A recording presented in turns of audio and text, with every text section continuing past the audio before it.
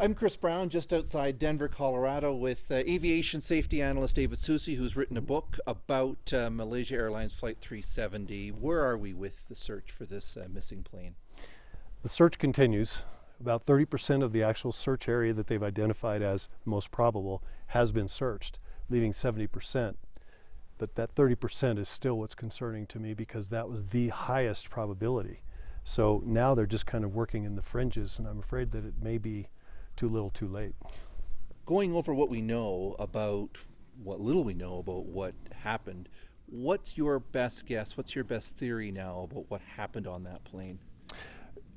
Through using my algorithm that I've got, that I've used for 20 years or so investigating accidents, that algorithm points to a in-flight failure of some kind, whether it was a fire, whether something failed on board the aircraft in the area of the radios, the communication system, which are all co-located. So looking towards that as a single point of failure, it would have then made the aircraft unable to communicate, and the aircraft would have made a turn. The pilots would have tried to make a turn back to the maintenance base, which would be in line with the turn that it actually made coming back that way. So that's my most probable explanation as to what happened on board that aircraft.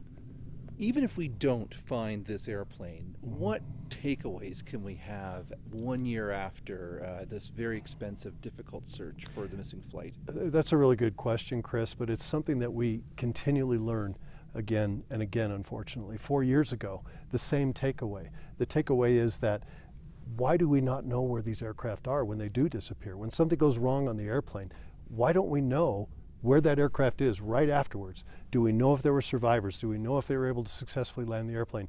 We don't know that. We didn't know it with Air France 447 4 years ago. We've had recommendations for adding equipment that would allow us to do that, but yet we still don't have that today on the aircraft that are flying right now as we speak. Aviation analyst David Soucie, thank you very much. All right, thank you.